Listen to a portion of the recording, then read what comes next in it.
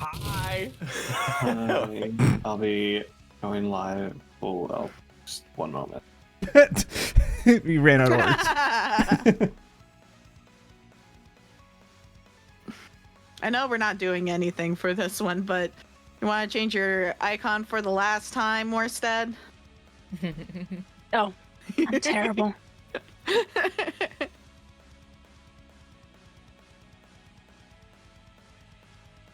It is the last time. Speaking of icons, I opened my icons or my player as tab, and that's a lot of options that are now there.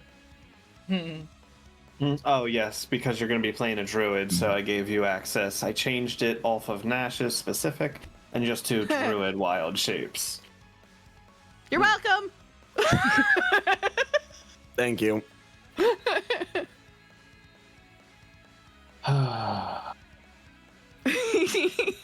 Look, I didn't Yeah. know what we were going to be thrown into, man. I had to do research.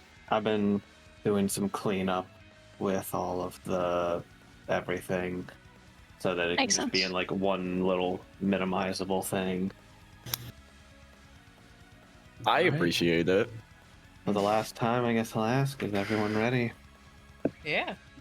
Yes. It's not for the last time. Yeah, don't play like that. The last time of Klain's arc. Yeah. We're never gonna talk ever again after this. No. Nope. Yep. Bye All gone. forever, everyone. Yeah, Until tomorrow, at goodbye least. forever You know, after no this. conversation afterwards. Thank God, finally! Fuck! Uh, all right. I'm being emotional.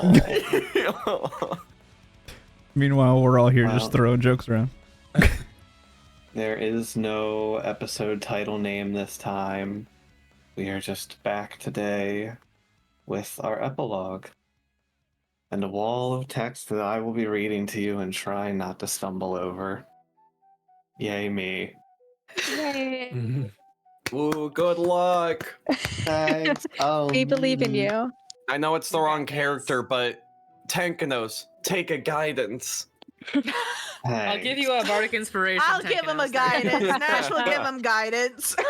He gets bardic inspiration from Morales. Nash gives guidance. Ayaki points Well. and laughs. We Just kidding. will- Enhance ability and bardic inspiration. You're we will welcome. start with our immediate conclusions.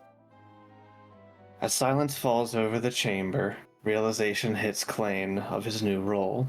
About 12 seconds later, what would have been round 5 of combat, a portal opens up just outside the chamber, and a familiar pink Illithid steps through with a confused look on their face.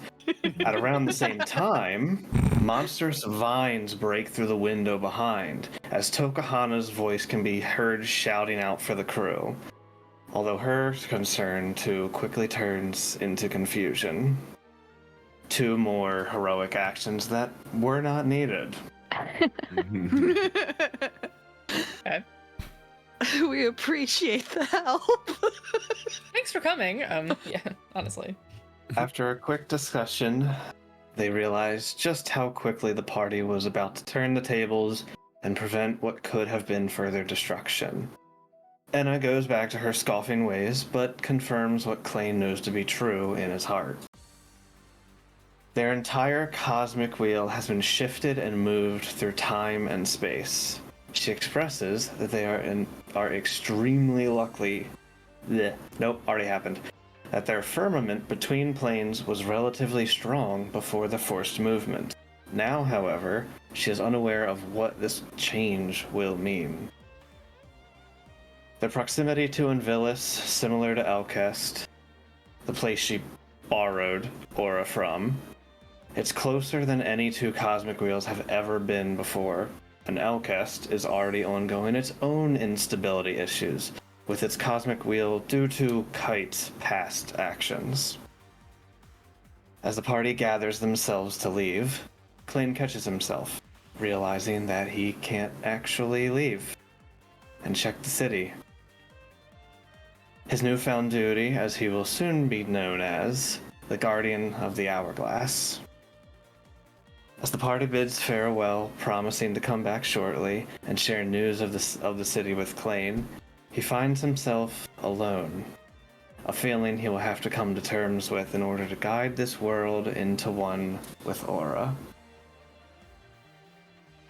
For the rest of the group, and no, I did not make a new map, Okay. Damn. the rest of the group makes their way outside to assess the damages done to the city. Luckily, thanks to their swift action, about only 30 seconds or so had passed. The physical damages done to the city are rather minimal, but as they explore the city, they find a stark contrast of how full and bustling the city once was. There are injured people helping others around in the streets, loved ones crying over the loss of life, unable to even have a body to mourn over. No magic can bring these people hope, as they will soon find out, while Aura is a most powerful tool, one who passes away from the overuse or decay of one's aura is nearly impossible to bring back. The creatures that Kite brought into this world were the remnants of some twisted ability to corrupt one's body to its very core. All of the planes took a hit, but thanks to the party's effort, helping Pure and ridding Kite, well, I wrote that weird. But thanks to the party's efforts in helping Pure and ridding Kite of Valeth at the time, of their ability to create more of these twisted parasites, only about 1/4 of the population was lost. A heavy loss for sure, but it could have gone much worse. While the rest of the party went to explore, Klain stayed behind and watched over Valeth. Forgiveness, unyielding, a trait that Klain held high. Although he may forgive her, it will be a long time before the people of Melramark will forgive her of her actions. Valeth, Klain, and the Hourglass. After a few days' time, Valeth finally woke up from her slumber. Waking from an endless dream, her memories foggy, her purple aura, which was orange-aligned by the way, gone. And all attachment and influence removed from her. All attachment and influence from Kite removed from her, due to Klain's wish. The things she had done, the people she had hurt, she had a long road ahead of her to make amends for the pain she had caused. Once she was able to walk and talk coherently, she sat down with Klain to explain everything that she had done and whom she had wronged. In the plane of Earth, they, of course, had not received a boon from the Hourglass in over 500 years. As such, Valeth made a promise with them. Han had struck a deal with Valeth's group, leaking information about the festival early, giving them a head start, and additionally, wherever possible, the Plane of Earth teams were given assistance, and cheating had occurred. Of course, this is all and well, but as you guys learned, this played no real part in the outcome. However, it would have been strange for the Plane of Earth to have been given such a major boost if they didn't win the tournament. The 1,000-year mark said to be more potent than any before. The arrangements had been made that a wish spell, a non-monkey's paw one from a djinn or similar, would have been used to bolster the plane that actually won, as a cover-up. In return, should the Plane of Earth team had made it to the finals against Valeth, she had agreed to throw the match, although she had no real plans to actually give them the 1,000 years power. The Tao had agreed to assisting Valeth to meet all of her goals. In the Plane of Fire, she worked with Havoc, looking to cause the start of a new war with Sultanas Sura. This would have led to the closure of the Plane of Fire and a loss of any help from them, an event that would have led to the death of some of Nashtari's friends. As we know, without their aid in the ongoing war, many more lives would have been lost. In the Plane of Air, through Riker, Rux, the changeling that you encountered, was hired to keep the Rod of Law from the material plane, in an attempt to brew hostility and quarrels that are usually avoided due to the presence of the Rod itself. She gave out valuable resources to Rux and his shadow agents, and was the reason that they were able to take out and replace Khadij, although she was not privy to Rux's other plans in an attempt to revive Miska and use the Rod of Law. In the Plane of Water, as you know, Valeth, or more so Kite, was looking for a way to infect other creatures or people to convert them into these voidlings, you call them. In her research, she learned of a cave that the ocean front had once opened up, Flume's parents' home. The Mind Flayers, Illithids as you know them, were thought to have been killed during an attack long ago, with the aid of Olin Zonaranth's god. However, there was one survivor after that incident. The surviving Illithid, which you learned to be an Ullithid, a supreme being among regular Illithids destined to become an Elder Brain one day. It managed to survive. Salusk, as you know him, had survived, due to his ingenuity and the creation of a new psionic seal, extending its life similar to that of a high-level druid. But he had grown physically weak over time. With his time running out and his small colony rebuilt of only about 20 Mind Flayers, they couldn't hope to destroy the legendary Kraken on their own accord. And, as such, they needed a large resource for Celeste to become and transform into an Elder Brain. So, Valeth and her team had set out to make a deal after gathering information. Of course, there was battle as Celesk feared for his life and did not want to bargain with a lesser race. But, after 10 of his own thralls and several Illithids were cut down and his own life inches away from death, he was left without choice. A deal was made with the usually forbidden arcane magic and was set up deep within their lair. A tentacle from the Kraken that was gathered from Valeth's party many months ago was used as a catalyst. The tentacle was used to connect to the Kraken, to Kravanos' life force. By sacrificing life force, you could drain it from the Kraken. But those who do would be unable to be revived in any way or form. Ideal candidates would have been Illithids themselves, but very few were willing to give up their own life, especially due to the magic being arcane in nature. Thralls seemed to work easily enough, but it had been a slow process.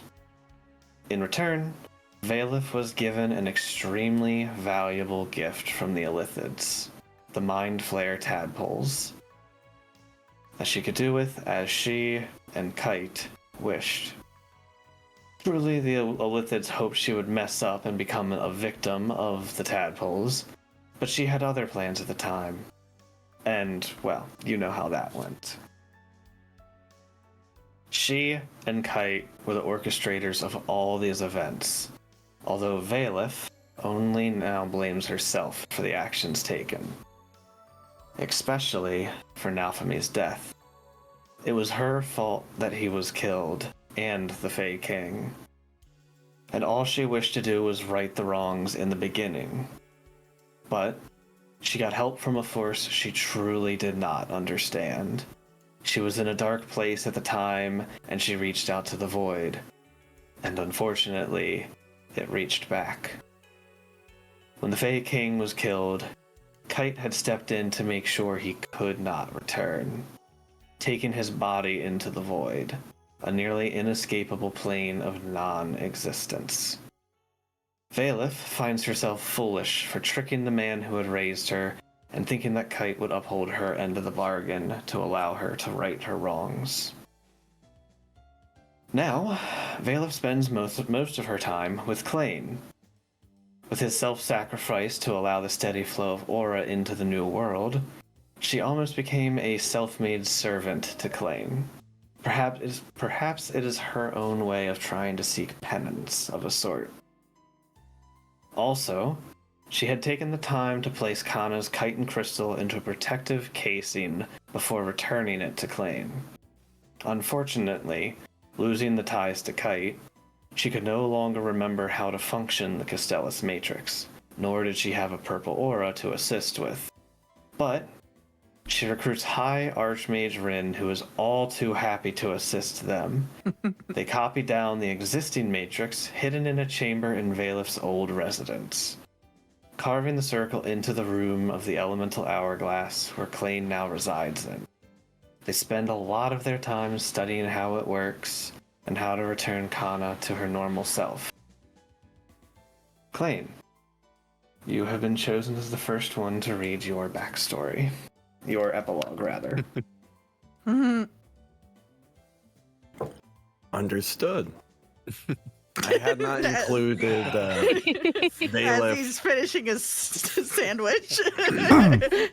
Hey, is this the random D4 rolls you had me say the other day? Anyways, sorry, Klain. I had not included Valeth or Rin? Kana in my backstory much, just because I hadn't known what the No problem. You can ad-lib where needed, and we'll just figure it out. whale. I don't write all this very well. Oh well. During the first year, while Klain is sat on his destroyed golden the fuck is it? Hourglass. Jesus. Thank you. Klain creates an organization for addressing Aura and spreading word of its coming, including educating the public of its power and purpose. It's named Society for Aura Awareness. He spends his free time reading and learning. He dedicates himself to learning spells to learn all that he could. He also appoints Ayaki to become his spokesperson. While Ayaki takes his place in any situation Klain should be in, she makes the choices and lets Klain know what happens throughout the day. Occasionally, sending spells are used for quick communication for important decisions. During the rebuilding effort, it's decided to take the opportunity to modernize Mellermark. Hooded lanterns were implemented early on just to help with the rebuilding effort, but then spread throughout the rest of the city. They decided that a sewer system would be a wonderful addition, with plans to build a water tower and later Roman-style aqueducts to supply running water. He also consistently spends sending messages to try and reach Kana at least once a night. During the second year, a lot had happened between Klain and Ayaki. And at least on paper, they decided to get married, deciding that the ceremony would be held when Klain is released from his aura duties. I'm gonna rewrite some of this here because I thought the damage to Mellermark would be way worse. Truly. It was truly. I tried giving you a hint. Truly, it was less than 30 seconds, but I'm logicking it as it was about 30 seconds from the Quarter is a lot of people. That's a lot of people. I mean, Yeah. So, I mean, not a lot, but it's still a lot. maybe not. Yeah, the but as far as the buildings are physical damage but to the city, the Yeah, but the society. population. population the is a terrible society. thing, but the physical repair Absolutely. of the city does not need as much. Yeah. The chaos didn't last that long to cause the buildings to have to get damaged. Yeah. Yeah. Which is nice. Also, DM. Some of them. During the first week of Klain's stay, Mm-hmm. he decides that carefully he's going to test his limits. Mm-hmm. And unfortunately pushes just a step too far. Whatever happened to that? Mm-hmm. We'll cover that in a moment. Why? Oh, dear. Understood. Yes. During the second year, the repairs were easily completed, and while the sewer system had yet to be finished, it had made good progress. Things kept on much the same. Skipping ahead to year 5, year 3. Oops. The first child is born. Hey! Kirisu, Kiri for short, is a small female tanuki. Aw, adorable. For several years, year 5 passes. Klain learns to cook to a decent degree, nothing impressive, but it's definitely some good eats. His hobby is making dinner for his family to have some quality time with Kiriso and Ayaki. By year 7, Kirisu had learned how to cast invisibility. Growing up, she always took more after her mother in most ways, including skill and stealthiness. Klain tried to help teach her magic, but in his heart it fell short. Once she reached age 7, it was discovered that she had been using invisibility to play pranks on her parents. Eventually, we found out, though. Klain couldn't have been more proud. By year 10, pardon. By year 9, the second child was born. The female half-elf, who was immediately seen to be very lucky indeed. Mhm. Tumbles and falls, they just didn't seem to ever hurt her, much any other child would be. After a time, suspicion grew in both Klain and Ayaki's minds, and Tantan was summoned for a quick commune, where it was learned that this child was favored by Desna. As such, she was given over to Morstead for not raising, but more so healthy influencing. A good role model. Yeah, a good role model. Thank you, DM. At year 13, Klain, finally realizing that his time is coming to an end, plans for the wedding ceremony to be held at Melormark, inviting all his friends, his family,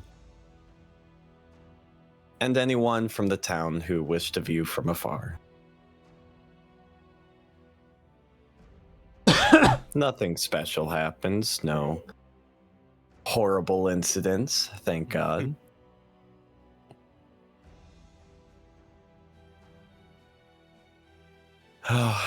He spends the next year finally integrating within his duties for his newfound position as a people's champion.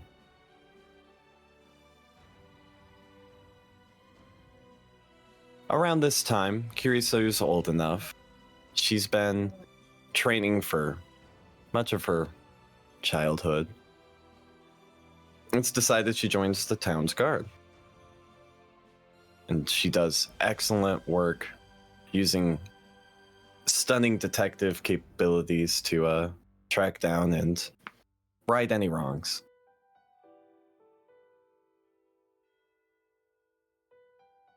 At year 14, Klain has been in this position for a year, and as such, looks back at his life and decides it's time for him to take his sabbatical. And he spends the next year going around to old romping grounds. Of note, he visits Njaal's hometown, Rollis' hometown, Ingstone, and Tambora, the city of lamps.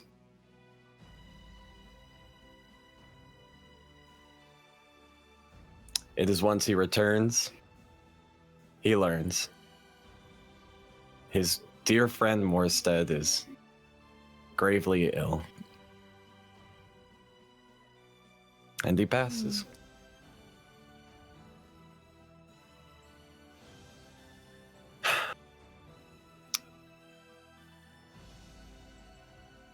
During year 15, he resumes control with Ayaki's assistance, her being, at this point, much more knowledgeable of the Melormarkian government, a role she's well suited for, being nobility and whatnot.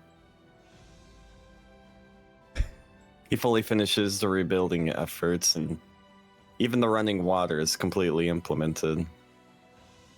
Grand Roman-style aqueducts now fill the skylines. He proposes the option for building a large cathedral dedicated to Desna, but a large section of the Melormarkian government raises several issues, including lack of funds, the lack of appropriate clergymen, and general followers. He instead remodels an unused office with a shrine for himself and Terendell, the second child. I don't know if I ever said that. Oops. Nope, but aw. Oops. I was wondering how to say that name. Yeah. Jean Doe. Jean-Dil. Terendell. John Dill. John Okay. Dill. It's like Jean Terendell. D-Y-L. Okay, I It sounded like John Doe, so. It did Yeah. sound like John Doe. It did initially, yeah. I was Oh. like, okay then, yeah. Jean like really, Doe. John Doe. Jean Del. Jean Del. Jean Del. My Got beautiful it. favorite grandchild. Yeah. Absolutely. I thought you said Jane Doe for a second. I'm like, okay, Joey. Yeah, we just gave up trying to name the kids. Yeah. One. You had We named nothing. one and we're like Jane Oh Doe. my god. That's good Yeah. enough. Absolutely. Oh, where was I at? Here I am. Year Mhm. 15? Gotcha.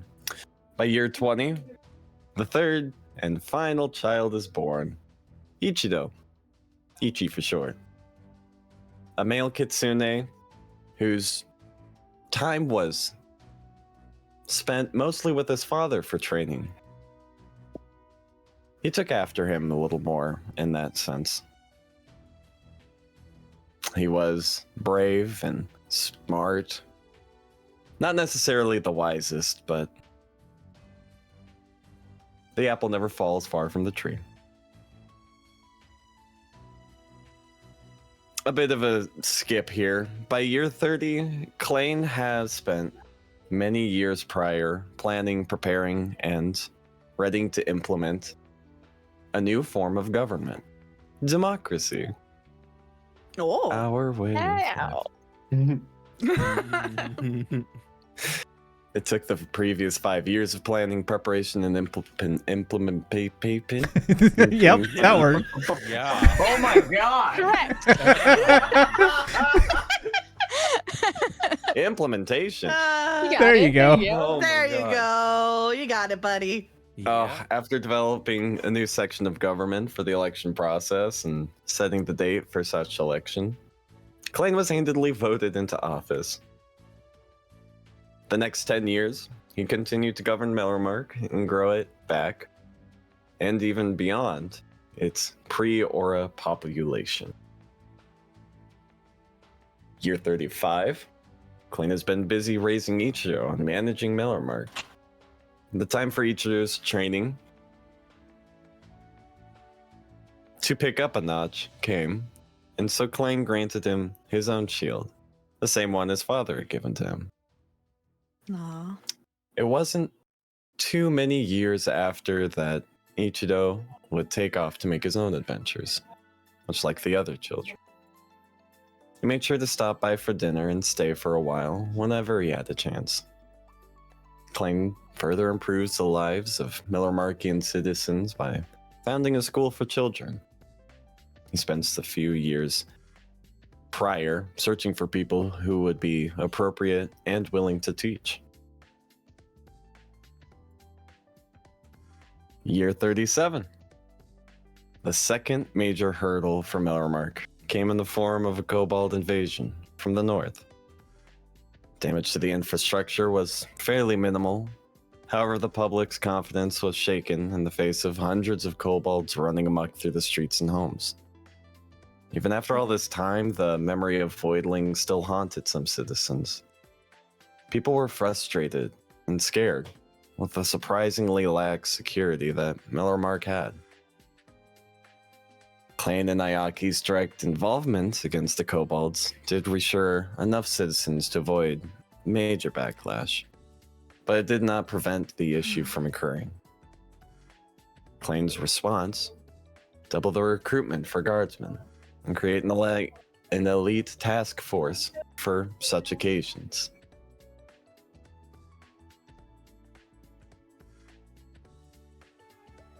This is so stupid. No, I love it. The name. I love this. I love it. Say it. What is it? The name of the organization: Melromark's Emergency Action Knights. Mean. Knights. Oh. The K was decided to drop. I was gonna say meek? Wait a minute. The K is silent. Yeah. Yeah. He is silent. Alright. So Sorry.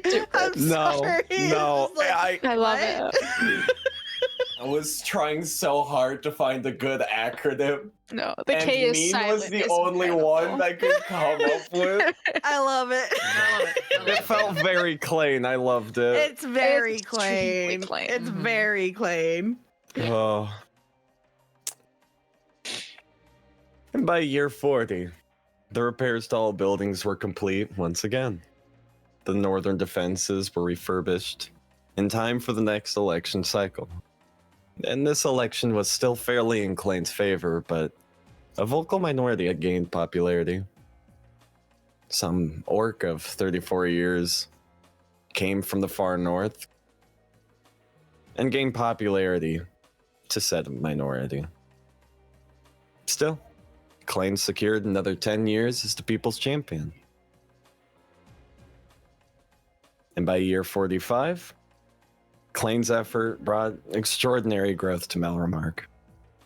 Trade deals with across the continent, including Ingstone, Bricka, and Njaal's homeland, because I don't remember the name. Epilogue. Ebeloft? Epiloft. Okay. Loft. Oops. All such deals contributed to financial prosperity and population boom. The lands around Melremark grew large enough that another defensive perimeter had to be established. And the rest of the years were peaceful. The And they all end. lived happily ever after. Yeah. Lovely. All right. And with that, we're going to shift over to Morstead's. Oh, okay. Goodness. Muted. Right, be ready. Yeah. Going back in time again, Morstead goes home.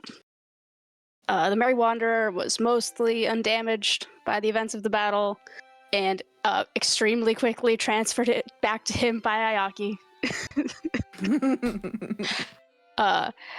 In the first, couple weeks after, I think he's spending a lot of time dealing with the aftermath. He's very busy in his graveyard.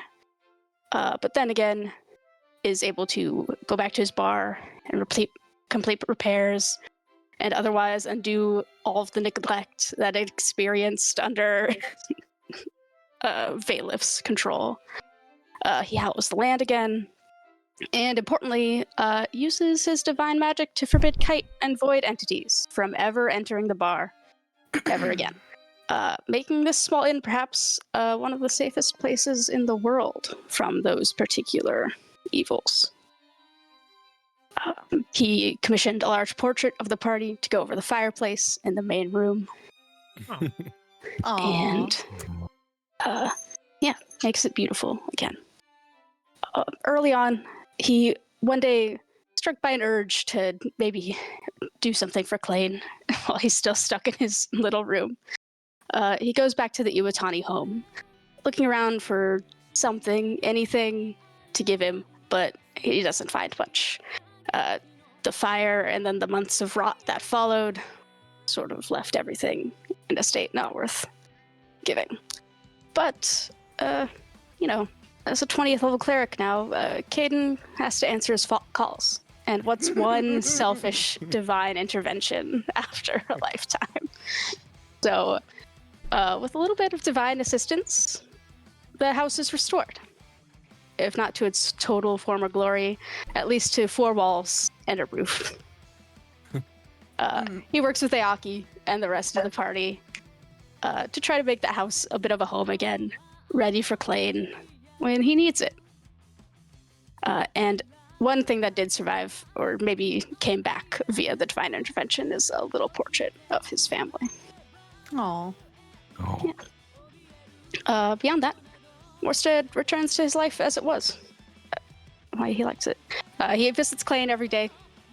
He often brings meals or some experiments for Klain to test. New brews, new whatever else he's coming up with that week. He cleans up his act a bit, realizing that he wants to see Klain get out of that place very badly. So he starts eating better, drinking less, grumping, about it to anyone that'll listen, but still drinking whatever weird green juice that Nishtari brought him from the Feywild that month. Yep. Fine, whatever. Yep. He Really focuses should his try bar- this one. Oh, fine. Terrible. Overall, he focuses on his bar and his place, bringing it back to its former glory, reestablishing it as the premier in all of Malramark. About 6 years after the tournament, a young man walks into the bar looking a bit lost, a bit directionless. After a little while of him sort of just hovering and staring around the bar, Morstead tosses him a rag. It's like, are you gonna help me or are you just gonna watch? And he helps out. So one Alder Var becomes his protege. And as his age kind of finally begins catching up with him, Alder takes up more and more of the practical aspects and the religious aspects of running the Merry Wanderer, leaving Morstead plenty of time to visit old friends, traveling around to visit you guys, spending time with the various Klain and Ayaki children, especially his little cleric one who he adores.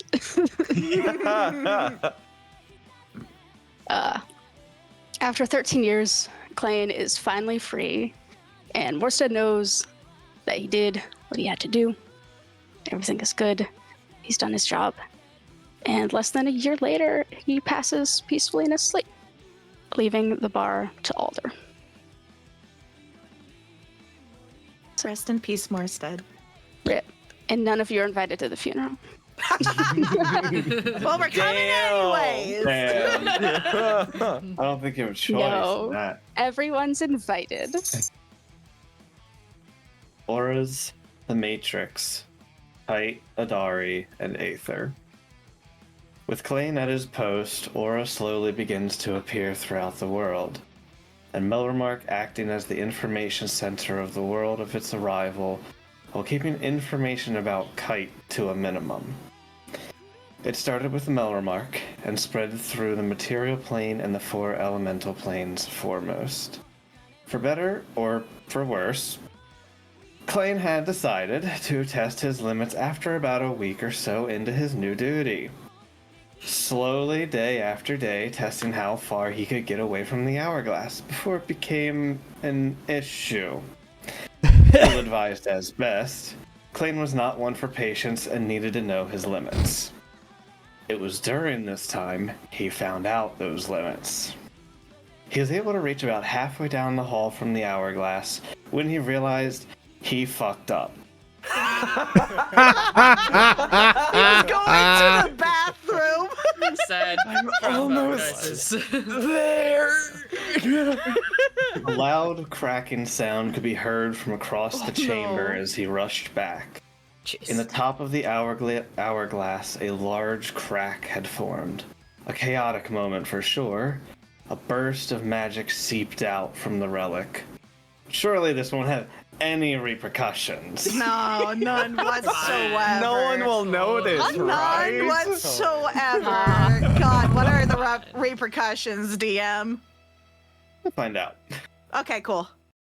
In better news, Klain, Veilith, and Archmage Rin ended up spending a lot of their time poring over countless books, tomes, and rituals to further their study of the Castellus Matrix that had sealed away Kana, Klain's once protector.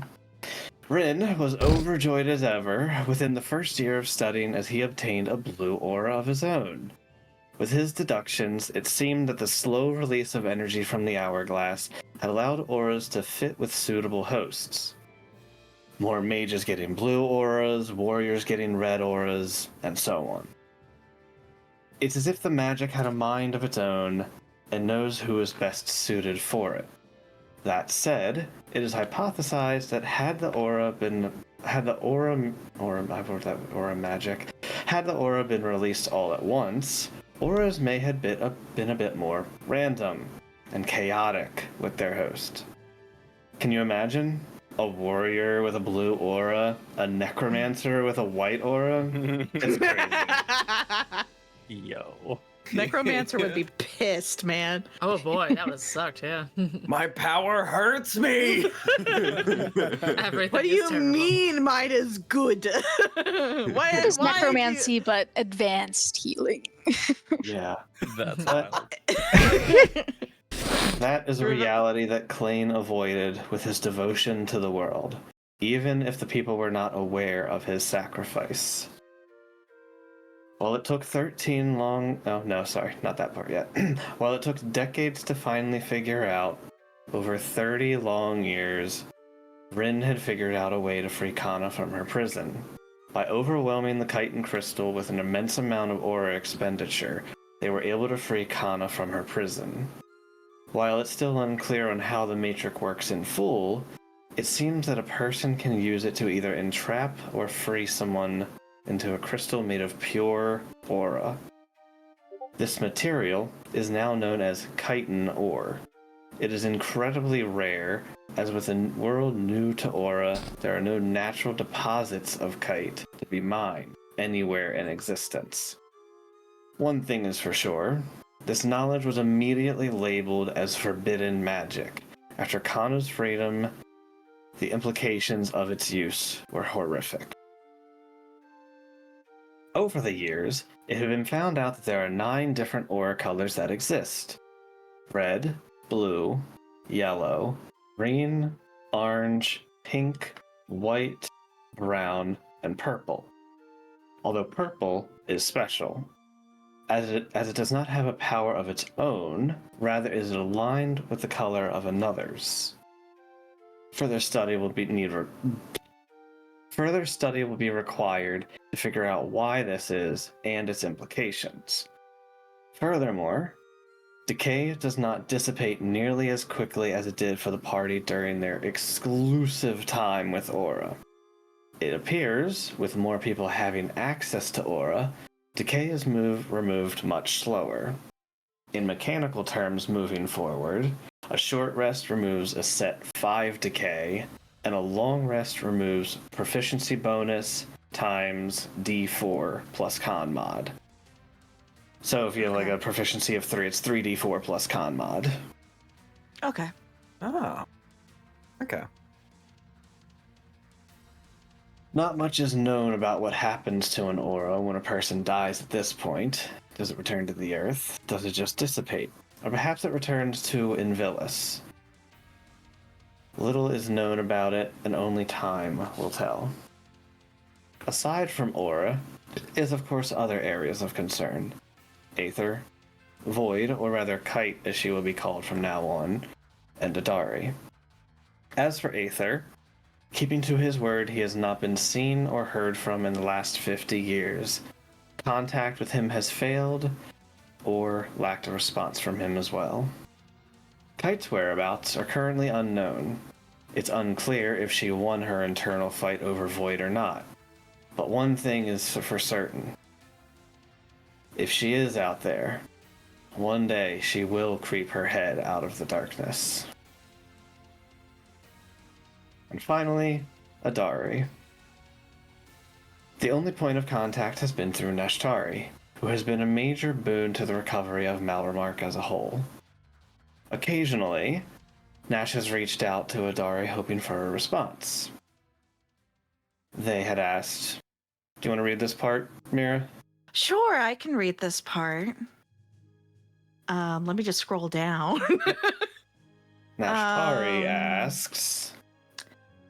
Oh, okay, let me just read. I'm just gonna start my paragraph and then you can do your response. That sound okay? Yeah. All right.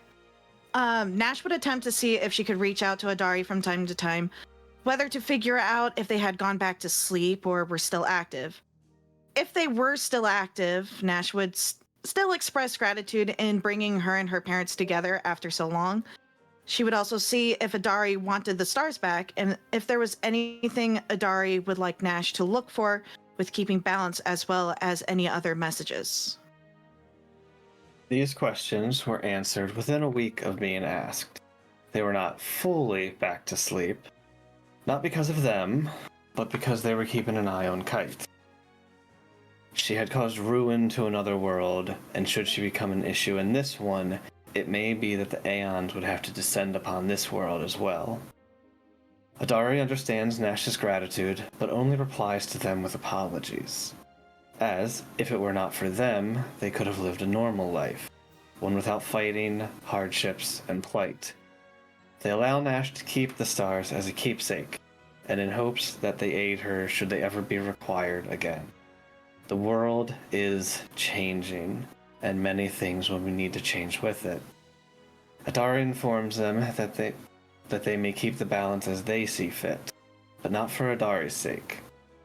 They should take some time to live for themselves and enjoy the life that they have. However, should Kite rear her ugly head, they may call upon her once more.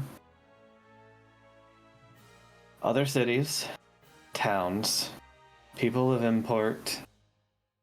Yeah, and other people of import. Ayaki's parents.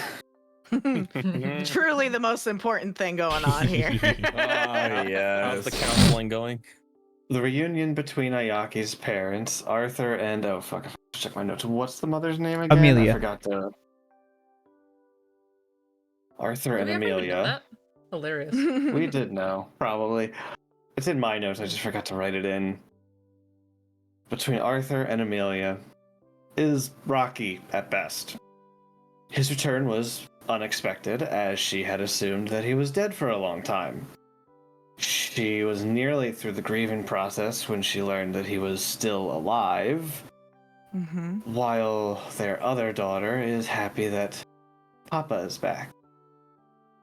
Mama had a lot of harsh words to say to him, but they are currently working through it. He needs to earn back a lifetime worth of trust from his family, from both Ayaki and his wife. Ayaki, I'm gonna now have you read yours. Okay. You want just Ayaki's or? Just Right. Ayaki's. Okay. We'll do the subplot later. All right. I just wanted to make sure. Whoa. Oh. So going back to the beginning of all of I the assume you're Times talking about Igni when you Yes. say the other. Okay. Yeah. Yeah. I was Oh, like, okay. I was like, subplot. No, No, Igni. don't get excited. Gifts. Oh, that's probably a good point. Let me bring up Zavines too while I'm waiting. I put them in the same document to make it easy on me. Nah. So, going back to the beginning, Ayaki would volunteer to stay with Klain and keep him company during his time so that he isn't lonely. This would lead to them developing a relationship and becoming married in 2 years. This would be a kind of elopement / legal wedding simply to make her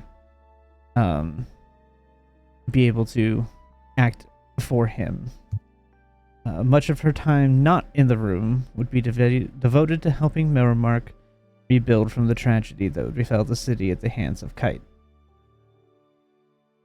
With her knowledge of quote-unquote otherworldly machines, she would attempt to modernize functions of the city, but being careful not to make it too drastic or to destroy their way of life. She would also attempt, although this has now been done, she would assist in the rebuilding of Klain's family home, with her own modifications, of course, so that they would have a house to live and raise their kids in once he was free. Ayaki would play a spokesman, the role of a spokeswoman for Klain, going to meetings in his place and using sending to keep him up to date on any immediate needs. She would also check up on her parents periodically, as well as visiting them and having them come visit when things were good. She would also open her home to her younger sisters, so should she decide she wanted a break from their parents.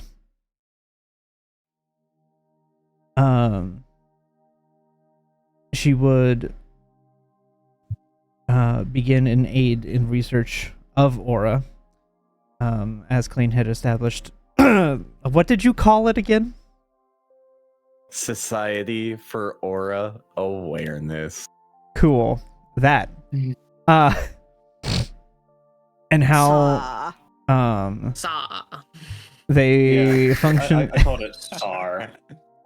function and react in the world and with various peoples. She would also help with trying to release Kana from her captivity in the crystal. Knowing that Igni is a quote-unquote like-minded person, she would petition them and Sura to allow them to assist in the research, as the knowledge that they would gain would be both a boon to the material and the fire planes. Their oldest child, Kirisu, or Kiri for short, is born a year after they are married. When she was around 7, she learned that she could become invisible and began to play pranks on her parents. This is also the time when she learned that both Klain and Ayaki can cast see invisibility and catch her.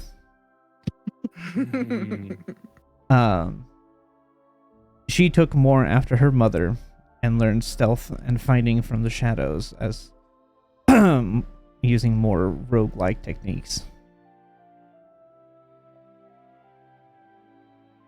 Jumping ahead to the 9th year, their second child, Terendell, was born. From a young age, they seemed to be divinely favored, so we were at a loss on how to handle her. We reached out to Mornstead in hopes that he could be a positive influence on them, and he agreed. Now, knowing the name of the next person that owned the bar, because I didn't know the name, so this was the next person that owns the sorry, bar. I could have told you. Yeah, I didn't think about it when I was writing this. So, they continued to help teach Terendell how to utilize their abilities after Morstead's passing. When they turned 18, they set out on their own adventures around the continent, and would stop by periodically to check on everyone and assure everyone that they were still alive. Their third child, Ichiro, was born 20 years into the time. He took after his father the most, and received Naofumi's shield. He would gain some of his parents' arcane abilities as well, but to a lesser extent, and utilize them in different ways than we did, in unique ways in order to supplement his martial abilities. And much like his older sibling, he would set out at 18 to have his own adventures. For the next rest of the time, up to their 50 years, Ayaki would continue to live in Melmark with Klain and their family, helping to raise their kids and teaching them to control their abilities, as well to handle business and management to prepare them for when they set out on their own. She would also teach them what it was like to be a noble, and their heritage as the nobility. This would include her family and what they did, but she would show them how to avoid those pitfalls that her father fell into, so that they would not repeat the same mistakes. So, I'm going to give the brief breakdown of their children, because that's what I have for their children here. Kirisu has tanuki features and is a female, she/her, arcane trickster rogue. She has the lucky feet at level 1. Family Of oranges. They all do. All of the children have the lucky feet at level 1. Aww, I love This it. is amazing. Because I love it. we can't help it. It was too funny. Yeah, Family let's oriented go. would push boundaries. Lawful good. With a orange aura. Terendell is a half-elf feature. Born female, but is they, them. Cleric of the Trickster domain, follower of Desna. Lucky feet at level 1 again. Most independent of the 3, being the third child. Or the second middle child, excuse me. Chaotic good. And with a white attributed purple aura. Ooh. And then Ichiro, Kitsune, male, he, him. Eldritch Knight, that uses Katafumi's shield. Neutral good with a brown aura. That is all I have. Okay. So Yeah. Yay. So, we're going to address the first D30 roll that was rolled now, which was a 33. And we're going to reveal what one of the cards were if you guys want to take over. Ooh. so are we okay with the way that I propose how this goes? Yeah, go for it. All right, cool. I know Just like Actually, we'll right. leave this real quick. All right, yeah. fuck You know you. what? I actually need to go over like the planes first. No. I had something else. All right, so I would say this takes place maybe a couple weeks to a month down the road from like when you first started taking care of the elemental hourglass. All of our characters group up and decide to come into the elemental hourglass chamber all together, where Ayaki is holding a large gift basket. In this gift basket are gifts from each and every member of the party. Nash's contribution was a snuggle beast of Tan, which is a very rare gradient of it. So it was like, what's the hit dice on that, DM, for what it's worth? I don't know. off the I'll top go of my ahead head. and put the picture of what Snugglebeast kind of look like in Klain's chat. The You got very rare Snug- variant is 4d6. 46. You get a snuggle beast of Tan and a house plant called a money plant because it represents good luck. That was Nash's contribution. Awesome. Let's go to Rollis.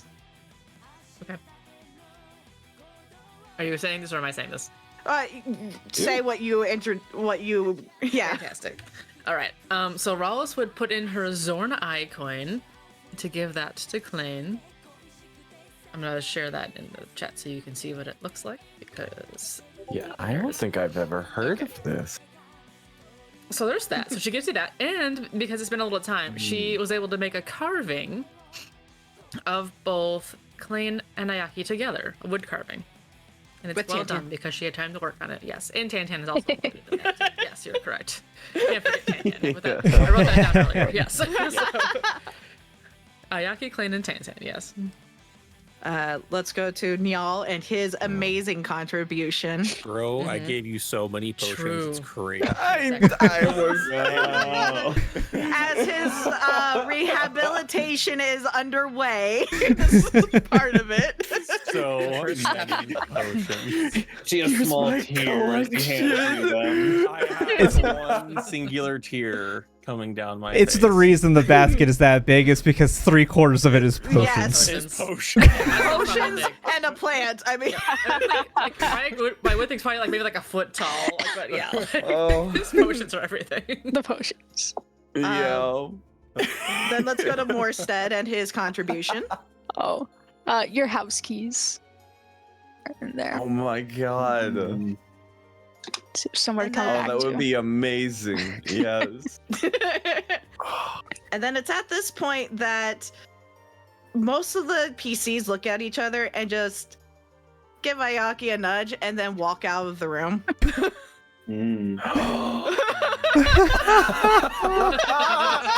See, okay, this is why I said what I said earlier, Mira. You're not helping your insinuations at all. Look, it's not my fault that you're thinking it, and my implication is otherwise. And that scene fades to black.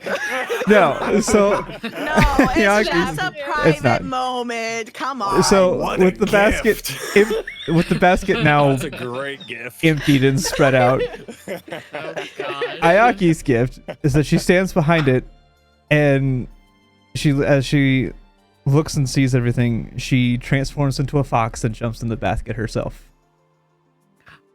and then looks up Yeah. at Klain. Oh, that's too cute. See? It's Oh so my wholesome. god. See? Oh. As the players are now free from the holodeck of many things roll, the 62.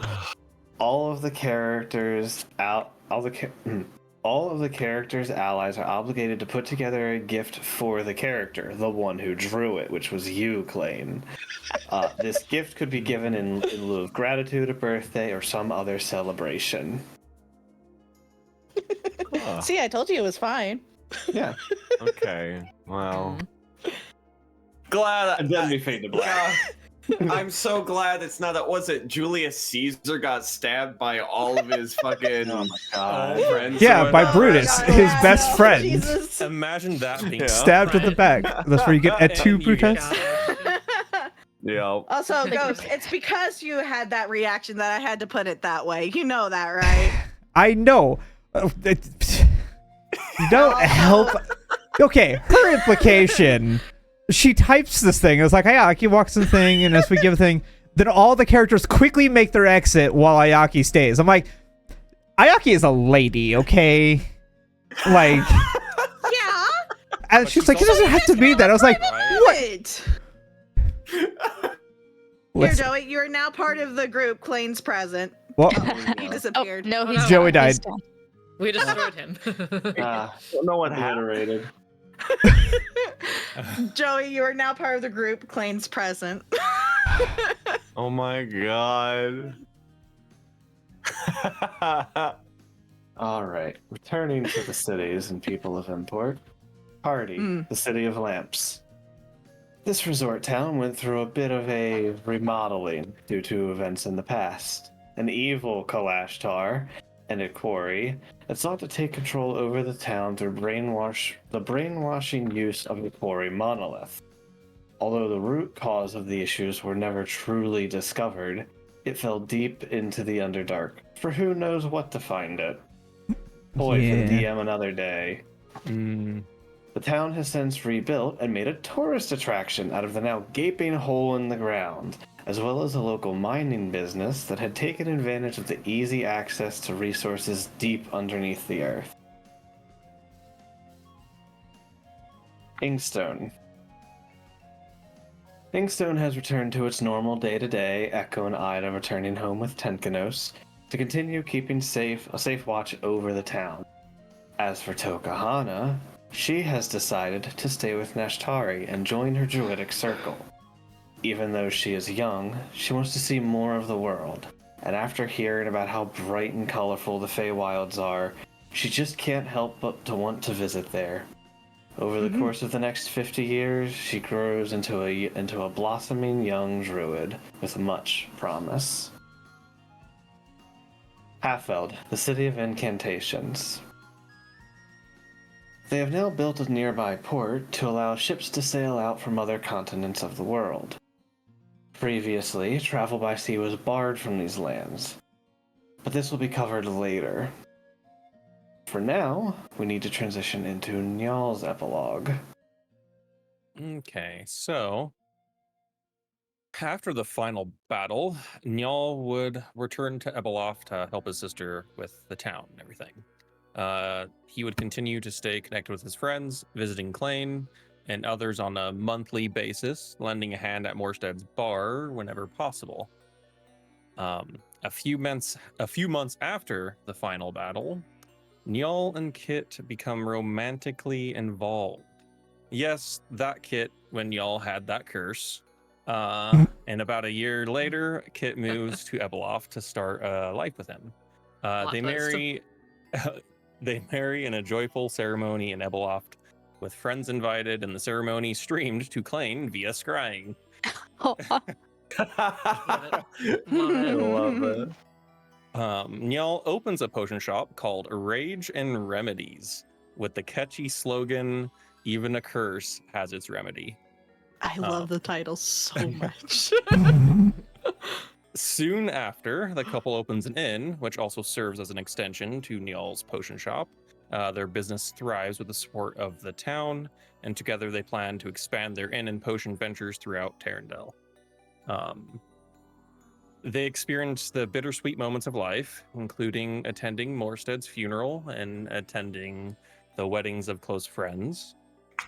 And 21 years into the time skip, Niall and Kit's family grow with the birth of their daughter. Yeah, Dada. Yeah, but Dada. The Barbarian family.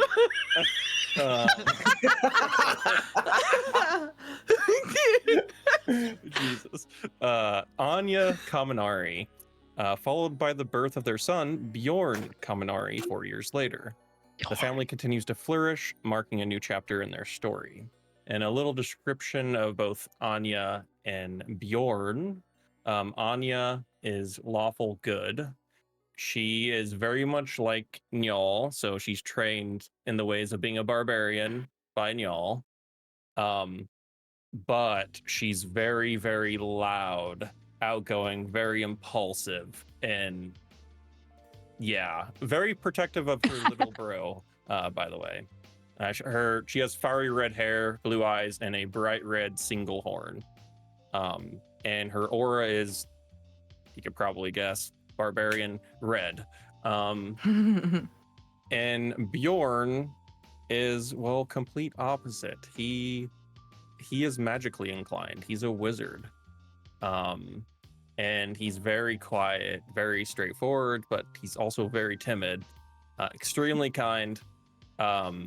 His hair color, dark blue like Njal's, and he has brown eyes.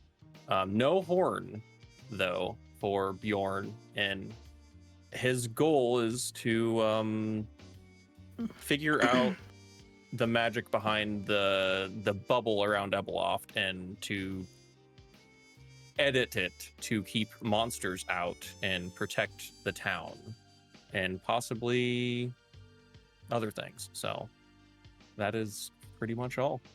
Okay. So, speaking of Epilogue, a city surrounded by a wish-created bubble, a major inconvenience for some who wish to make trade with the city, and has come to pride itself on its rare monster materials and minerals from the mountains to the north. The city, once ruled over by the undead and martial law, now ruled over by a caring brother and sister. While investigations into the bubble around the city were looked into, it wasn't until the last decade or so into the next 50 years that any real progress was made. Thanks to Njal and Kit's son, Bjorn Kaminari, a promising abjurist made a breakthrough in progress.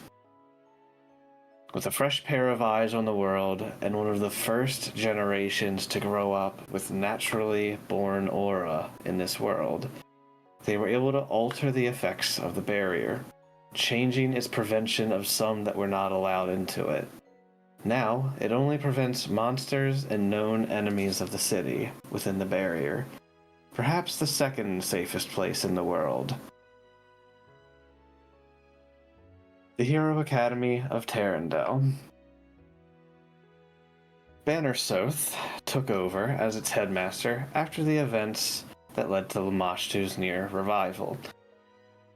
Lina, Lyra, Gaston, Noy, Bullstruck, Barius, and Layart, as well as a few friends who had lent a hand at the time. After the arrival of Ayaki, Rallis, Njal, Klain, and Rowan, things began to change. Especially after the events that came to pass with Rancor, an anti-paladin who sought to push his ways over more than just one cityscape. Yes, you do know those names. Let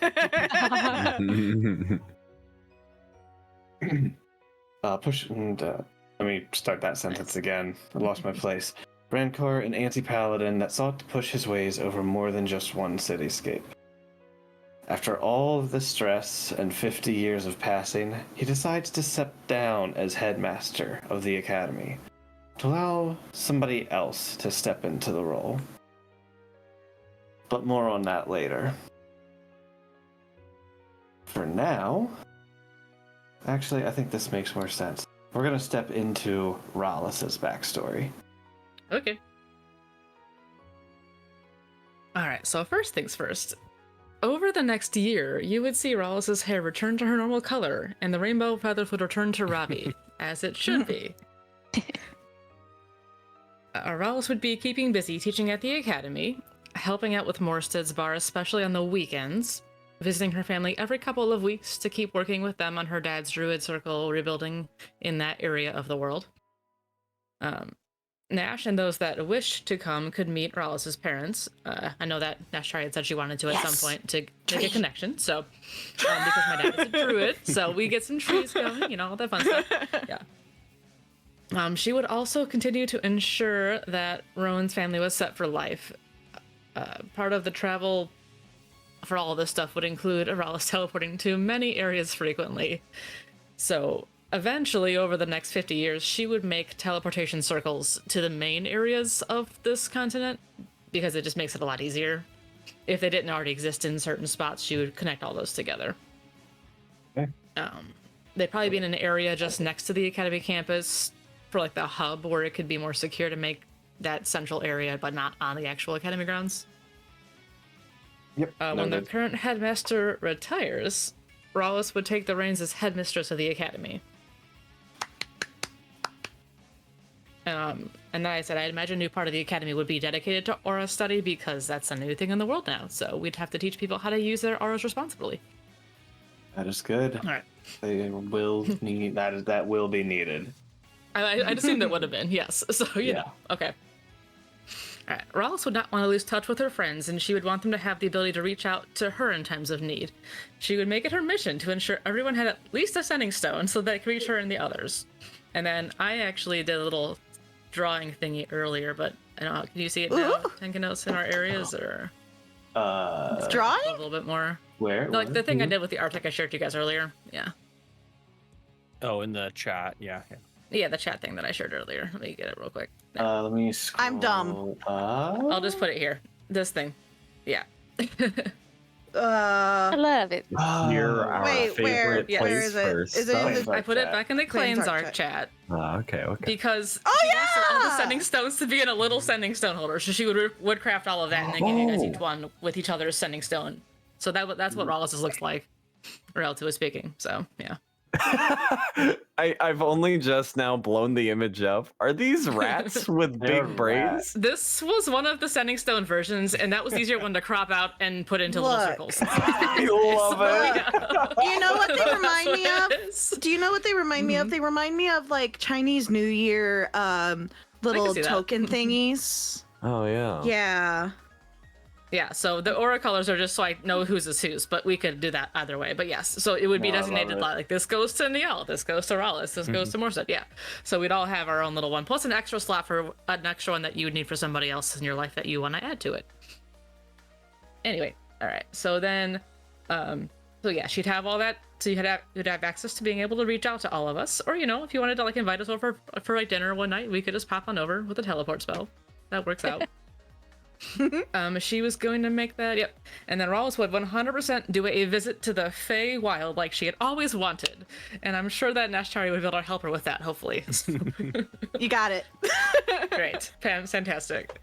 Rallis would also visit frequently to Klain and Ayaki with some teasing involved, but she'd be happy for them.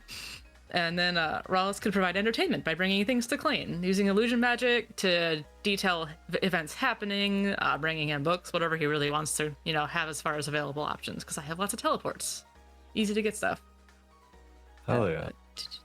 When she's with Nashtari, I don't think she would tease her as much. Not as much. You could. I don't think I could, yes. All right. I don't think Rallis would pursue a permanent long-term relationship. It's weird because like she has Robbie and that's like her companion, even though it's platonic, but like she has already someone that she's always going to be with, so she doesn't really need that like extra connection to somebody else, So that and like the functional immortality she has might be a bit of an issue because Rallis would be using Phoenix Rise to live at least several lifetimes overall. When it came for her to die of old age, which is going to be a long ways off, more than 50 years, but that's long term. Not to say that she wouldn't have a bit of fun or a few short-term things here and there. She is a bard after all. Fair. I mean, come on, you gotta relieve something sometimes. You gotta have some, sometimes, exactly. So when free time does happen, she'd work on perfecting Big Ravi first to use that power with greater frequency. And then she would work on wood carving and crafting magical staffs, eventually selling them at a pop-up shop that she could set up wherever she traveled.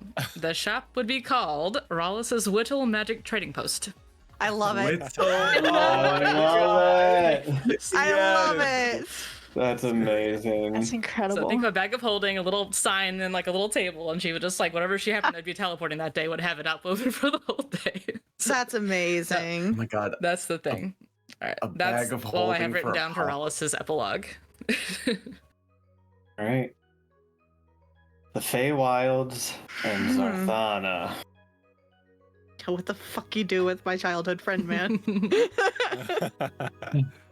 The Feywild remain a place where passage into the Spring Court through Halfeld, where Sir Rush typically stands guard. After a brief meeting around the beginning of a month, where Zarthana met with Nash and her party, she seemed to abruptly leave and return back to the Feywilds, cutting contact with Nash. Nash, curious about what had happened to her childhood friend, asked Erevan and tried to find out what happened and what was wrong. After about a decade or so of them trying to learn what had happened, what Erevan finds is both troubling and confusing information. She has withdrawn from the Druidic Circle in the unorthodox means of sending a letter and not in person, without a clear reason. Searches into her seem to come up empty-handed, and even high-level magic seems to fail when attempting to scry on them. Sending messages seems to reach her, but there has yet to be a reply. In addition, Nashtari's parents open up about why they were weary of her. Although it wasn't a major change, she had always hid her face, using illusion magic to change her appearance throughout the entire time with Nash and the Druidic Circle. Her parents revealed to her that her face looked to them like that of an unseelie, white and pale with a severe lack of any color. Additionally, there was a small bit of information in a letter that she left to Erevan. To the Circle. With moonbeam light and whispered air, I bid farewell, no longer there. The time we danced, the songs we spun, will shimmer bright like morning sun. But fate's soft call, a lifting tune, has led me beneath the moon. To Nash. O dearest friend, a joy so true, our moments gleamed like morning dew. Yet let me be a dream that fades, a fleeting wisp in woodland glades.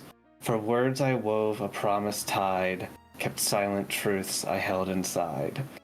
Forget me now, let memories gleam, like echoes lost within a dream.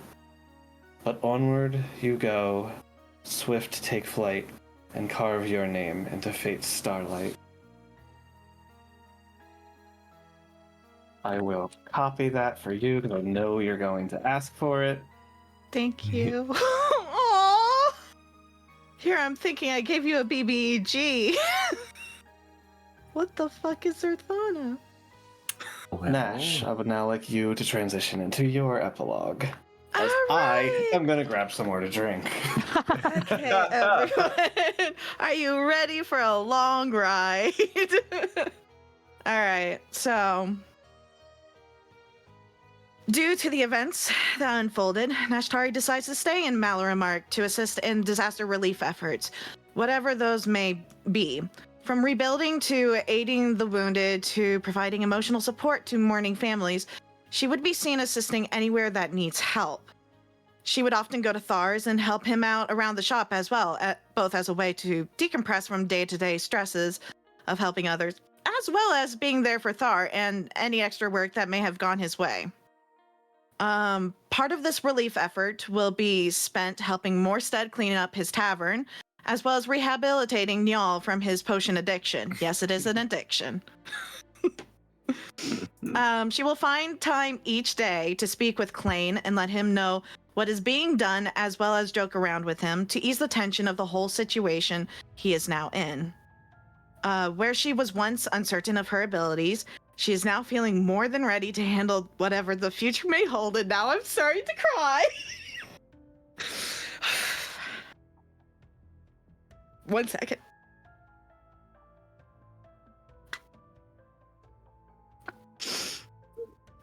All right. Especially with her connection to her parents being strong. She would talk to her parents in her off time, learning about them and what they have to say to her about what they know. Upon hearing from Tokahana that she wishes to join Nash in her druidic circle, Nash happily accepts. She lets Tokahana know that they would leave for the Fae as soon as Mallower Mark was in a more stable condition after the events of the elemental hourglass shattering. See, we all do it, 10. Happens to all of us. None of us are perfect. Great. None of us. While she is still in Malaramark over these next few weeks to months, she continues communication with Kalos and Haken via Ibis, though what information gets passed to them is questionable. As far as any dream discussions, she would reach out to Haken often. Upon seeing Haken in the first of these dream conversations, she would run up to him and hug him tightly, hot tears going down her face in happiness, thankful that he was still alive and that she is alive too. She explains to Haken what happened in Malaramark, how the elemental hourglass has shattered, and the new / raw magic seeping into their world, connecting theirs to others through Infilis. When asked if this is bad, she would simply respond with, "The world is changing, and we must be ready to change with it." She briefly explains auras, how adventurers ain't got theirs, and that this is likely going to be part of the change in the world. Speaking of changes, she goes on to tell Haken about her Kori, the sacrifice her parents made for her sake, her awakening, and her birth name. At this point, she is still considering the name change, but wants to honor her parents as well. She would also tell Haken that she wants to introduce him to her parents the next time they see each other, if he is willing. After explaining herself, she would ask Haken what was going on their front. She would ask questions and specifics and ask if they need more assistance. Upon ending this specific dream conversation, she asks Haken, "Would you please keep all that we spoke about on the quiet for now? If anyone asks if I'm all right, assure them I am, but there's already so much going on for you all as it is. I would like you all to focus on your efforts as much as you can." Haken would agree, hugging her as the dream conversation ended. On other occasions, she would talk to Haken in the dream. She would try to ask about Kalos as nonchalantly as she could. Haken would give her a sly and teasing look and say he's doing fine, just up in his head more than usual. One of the times she would express to Haken how she feels like she messed up, how she might have ruined any chance of even getting along with Kalos just because she took a leap of faith fueled by fear of death. Upon hearing this, he would put his hand on her shoulder and tell her just to give him time. She would then tell him, "That's what I plan to do. You both are going to be busy, and I'm going to be here in Malaramark for quite a while, and I don't want to be a distraction. When he's ready to talk, let me know. But also, if at any point he does express that he's not interested in me in that way, please let him know that he doesn't need to reciprocate. I just wanted to let him know how I felt in case something were to have happened." After this discussion, she would not outrightly ask Haken any more about how Kalos is doing and would wait for his message. Nash would send letters to Erevan informing him on the events in Malaramark, letting him know that she was fine but was going to be aiding and helping around the city. She would also tell him that the next time they see each other, she has someone to introduce to him, but no rush on when as she knows he will be busy as well. We addressed that.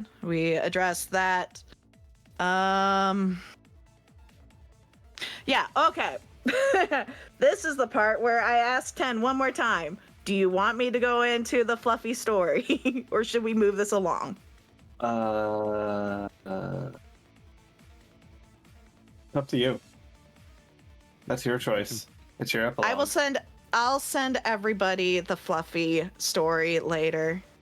Is it a? I want the fluffy story. Just read Do it. you want the fluffy story? Okay, I'm reading the fluffy story.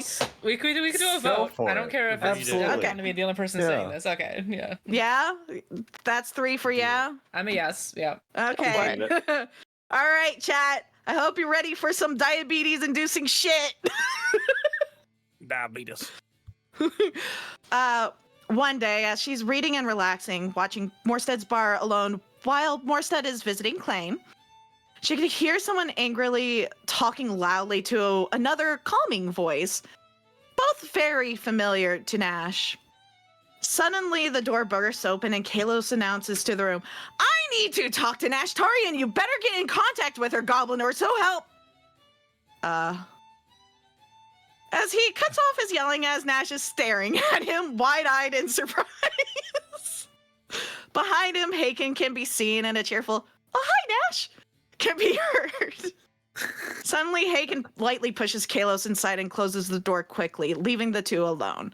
Now you can see where Nash gets her little pushiness when it comes to certain things. After a moment of awkward silence, Nash would clear her throat and say cordially, "It's very good to see you, Kalos, and in good health, too. I half expected to see your hair ablaze with like a fire genasi from the sounds of the combat you had to deal with." Silence would fall again, with Kalos staring and not making a sound. "Well, so long as you two are staying in Malremark, you could stay here. I'm sure Morstead wouldn't mind." Kalos still didn't make any sounds or movement, but his face flushed after hearing that. And Nash quickly clarifies, realizing the insinuation. I mean your own rooms. I suppose I shall go. I need to visit Klain and talk with him for a bit. He has an important duty to do, though rather dull sitting in a room alone for long periods of time. That's where Morstead was, so he should be back soon. It really was nice seeing you." She would start to stand up, but Kalos interjects quickly. "Wait." She settles back in her chair and waits for him to speak, fidgeting with her hair. Kalos would quickly pace back and forth for a few moments, muttering as if searching for the right words to say. It seems like he had a whole speech planned, but upon standing in front of her, he has forgotten all of it. After a while, what did it mean? I'm sorry? The dream. What did it mean?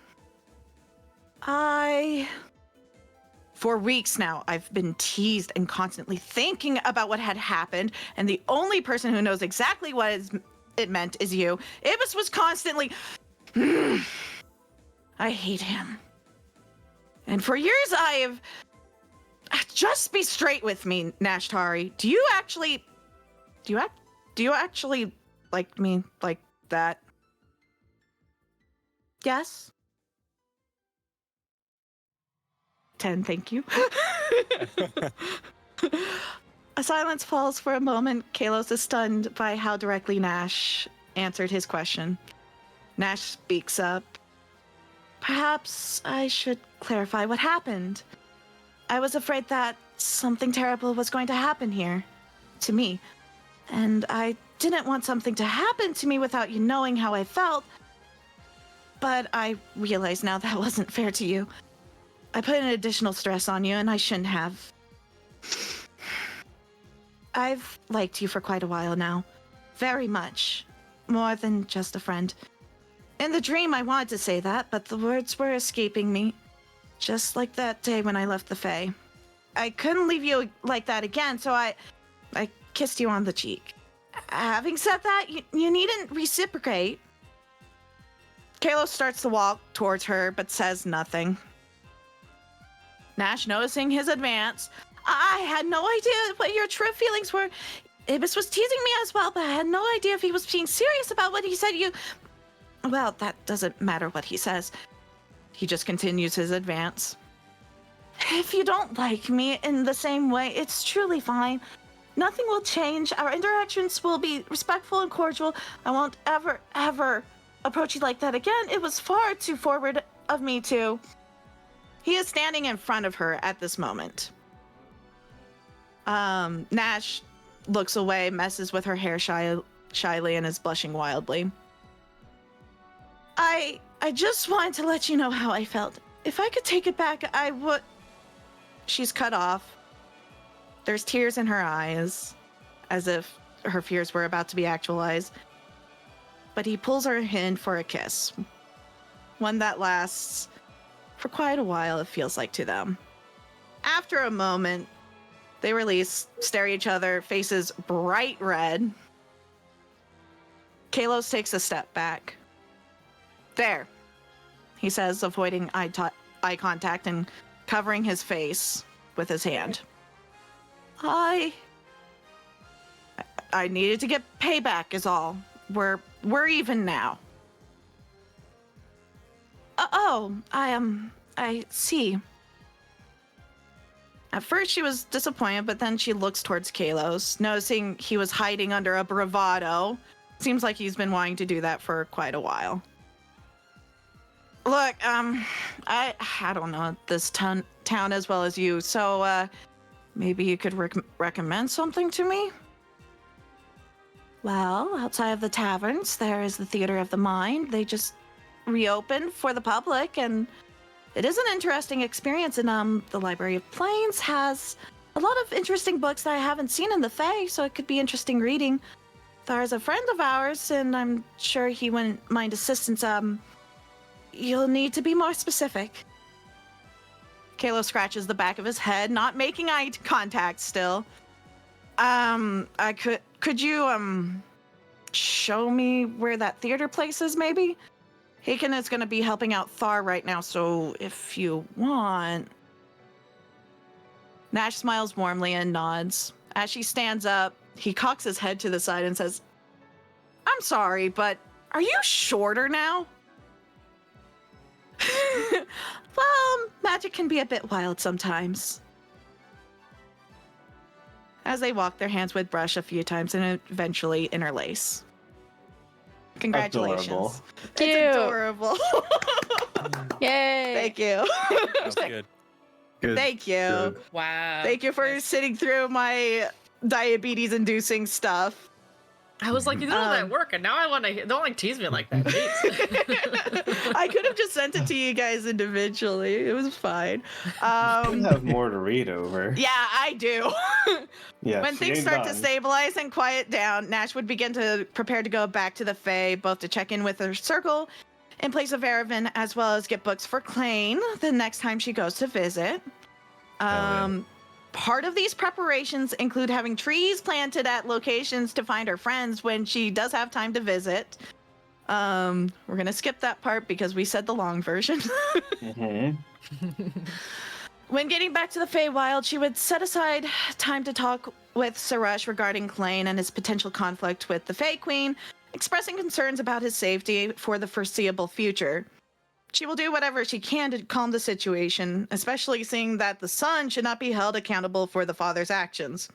However, if it's okay for me to interject here, Suresh would go and tell Klain that that is a terrible idea, that he should not go to the Fae. Over Damn the it. 50 years... Sorry, Klain. Over the 50 years, I have one more thing that I must do on my end that I'm excited to share with you guys. Let's just do this real quick. There we go. Model change. Aww. Nice. Yes. Over the next 50 years, Nashtari is leading her circle as the head druid while Erevan enjoys a well-deserved retirement. She would lead the circle with the wisdom from her mentor, the tenacity she learned from her adventures, and the compassion she has kept within her heart no matter what. I'm ad-libbing slightly here. She introduced 2 new goals of the circle, where she aims to have the circle assist in bringing balance and peace to those who desperately need it, as well as assist those with learning Aura, as she has learned how to use Aura herself. She has decided to keep her name she has had for years, but added Irith as her middle name to honor her parents who wanted to name her. If and when she is needed to be discreet with people, she would often sign letters with the name Irith, since only a select few knew. Adari stars were always kept on Nash, and she intends to pass them down through her bloodline when she determines the time was right. She and Kalos eventually marry after many, many, many years and have twins, a Kalashtar boy named Terran and a fawn named Nerith.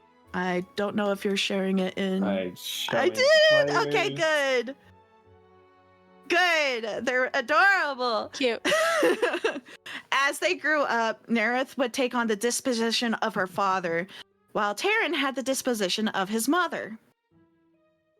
Due to Terran being born Kalashtar, Nashtari's mother decided to take the role of watching over her grandson.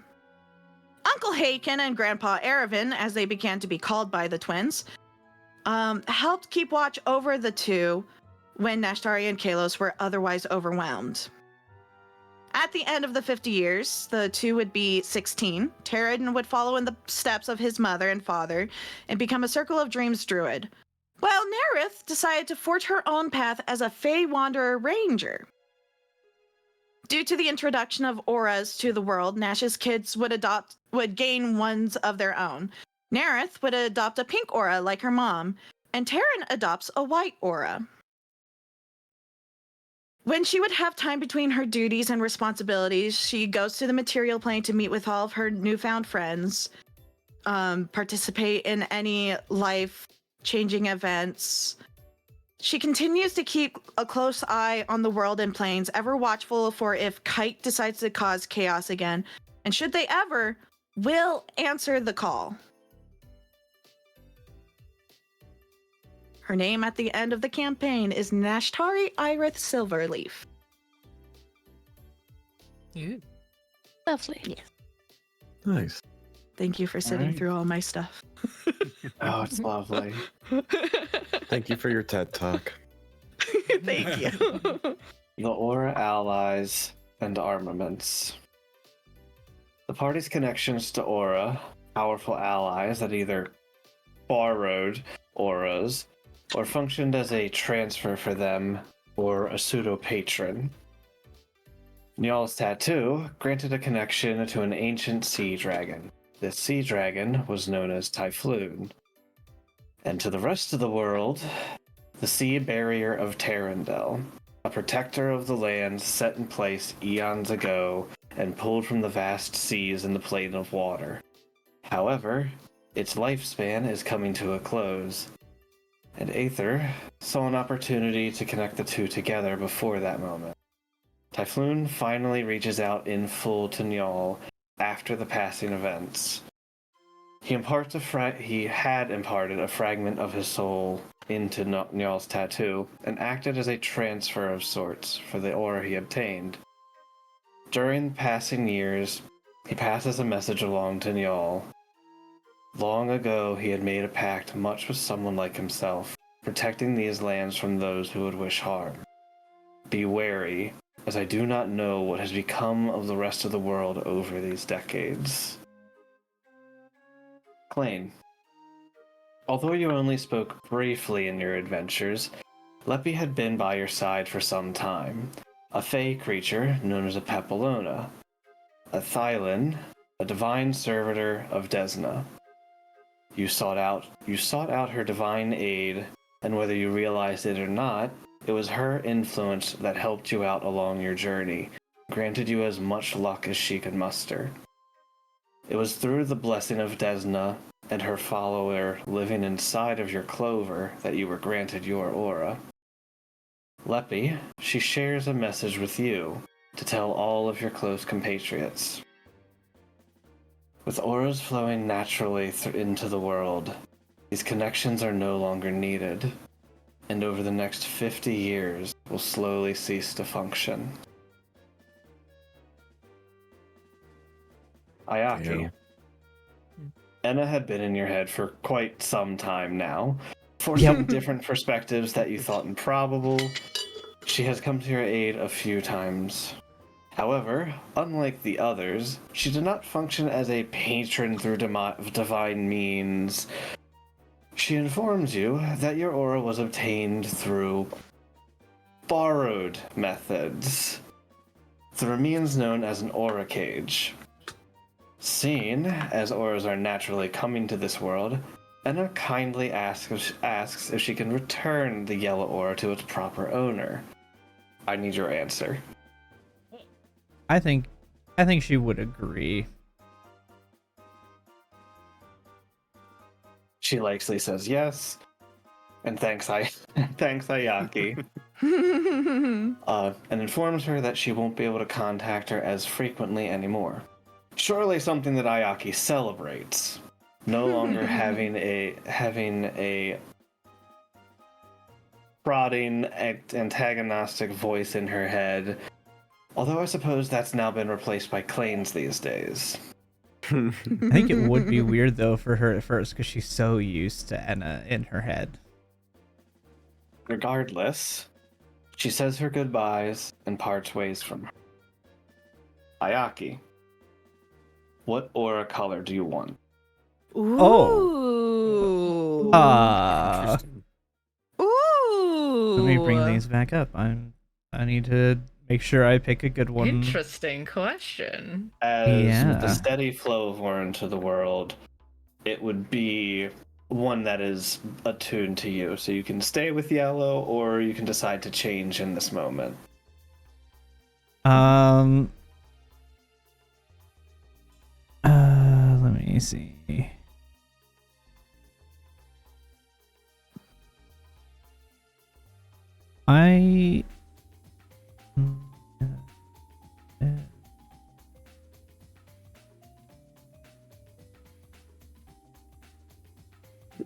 I'm going to say, let's see, that's 10. I'm going to go with a blue. All right. Ooh. Ooh. Ayaki gains a natural blue aura. Noted that. Ralis and Ravi. A unique pair for sure.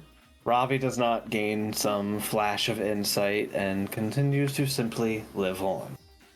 However, what does become apparent over the years is that Ravi is beginning to age.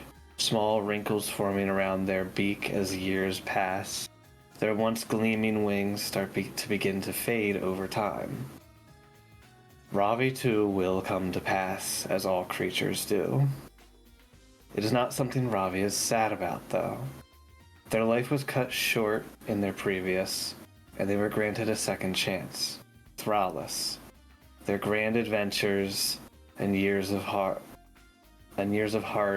relaxation have made it all worth it. Ralis, would you like to go over your epilogue? I keep saying backstory. Well, I did already, so yeah. You did, because I moved it, so let me delete Yes, that. moving up. Yes, so I will amend anything as far as like Yes. my ability to do Phoenix Rise based on that, but yes. Yes. Ravi will pass shortly after the 50-year time skip. Oh, okay. The war. As you're all aware, after the fall of Vostraz, relative to Sura, whose soul was absorbed by Lyra's weapon, there was still heavy resistance by their forces. The towns to the south, a war had started, which controls Kar Undla, the remains of Edel Keep, and the sentinel city of Karsk, against Tenbai, Tambora, Larosi, and Kardi. Vostraz's faction, which was better known as the Crimson Keepers, and the other towns, which had formed an alliance known as the Ivory Alliance. The war was coming to nearly a stalemate on both sides, with everyone taking heavy casualties. That is, until an unexpected aid came from the Plane of Fire. Thanks to the request of Nashtari, after her aid, who asked for the aid of the Sultaness, she made well on her promise. With the aid of those who were commonly resistant or immune to fire, their aid was key in the victory of the Ivory Alliance. 10 out of 10 would do again. And now we're going to go through Days 3. Zavine. I'll go first. All right. It's a short one, I promise. All the Zavine other would short. Oh yeah, that's right. Zavine would continue to serve the Sultanas proudly. During breaks, she would talk with Igni and continue to teach him in the ways of how to have a personality. She would introduce Igni to her sister eventually. Zavine's sister would grow to be a respected culinarian in the Plane of Fire, serving a new twist on fire steaks. When Vark reaches out to Zavine regarding any employment opportunities, Zavine hires him under her as he has proven to be both a fierce ally as well as someone incredibly respectful to her. Speaking of, Vark. Oh, and Vark. So you saw how much of a cool badass Zavine is and how not as cool Captain was, and so he realized he had been sheltered in his little gang lifestyle in the Flakuza the whole time. So he offered his services to Zavine. And Igni. Igni would continue in the service of Sura as part of the harem and their lead researcher. As a being with a near infinite lifespan, 50 years is simply a blink of an eye to them. They would continue to research who they are and how they came to being, as well as trying to track down any others like them, in hopes to find answers. They would continue to try and increase their rank in the harem, simply so they could get more maids and servants they could make researchers. They would aid in the study of aura, at the behest of Sura, and when Ayaki reaches out to them for assistance, they would travel to the material plane for the first time. While there, they gain a purple aura attributed to blue. After they were no longer needed, they took their knowledge that they had gained back to the plane of fire to assist with the transition with aura. Igni would continue their friendship, a newer concept that they've learned about, with Zavine. They would eventually come to grasp the concept of sarcasm and humor, with her help, though they're not very good at them. Their way of speaking would slowly change to have more emotion and empathy, as opposed to the cold and calculating manner that they had always spoken in. Over time, they would gain more and more human-like ways of acting and habits, though they would still value rationale and logic more than emotion and feeling. And with that, I have come to the end of my document. So, unless there is any closing remarks you guys want to make, that wraps it up. Thank you for the story. Good story time. Yeah, that's Yeah. good. Thanks. Amazing campaign. And in 2 weeks, 2.5 weeks, in Woo! the 2.5 weeks, we will pick up with the story that is possible thanks to this party. Woo! And Hooray! we will have the level 21 shot with High Advisor Khadij going into the plane of chaos, into pandemonium. Mm-hmm. Looking forward Sometimes to it it. pays to devote all of your freaking turns to healing a dragon. Yeah, yeah, you know, you guys Yeah. did. Both Morrison and I Everything. keep him alive, keep him alive. Yeah. Hey. Shoving potions down his throat over here. Don't die. Yeah. Polymorph. We used so many resources keeping that man alive during that fight. Yeah. We tried so hard and Yeah. succeeded. We did. It was worth it. But man, did we use up a lot of stuff trying to keep that guy alive. Uh-huh. Yeah. Oh goodness And, me. but between the two campaigns with you guys, Klain's arc was basically a second campaign. Yeah, at this length, Yeah. absolutely. At that Yeah. point, yeah. The first Hi, I'm new. campaign, all of Terendell, being like the last decade of my life. We're finally going to start exploring the rest of the world. Hey, let's go. Hey. So there'll be plenty of one-shots and mini stories that I have in mind. I'll be inviting you guys, other people, as well as I'm going to try to get some new faces in. So I look forward to getting all of you guys involved in the new stuff, and look forward to where I can put all these wonderful toys you guys have given me.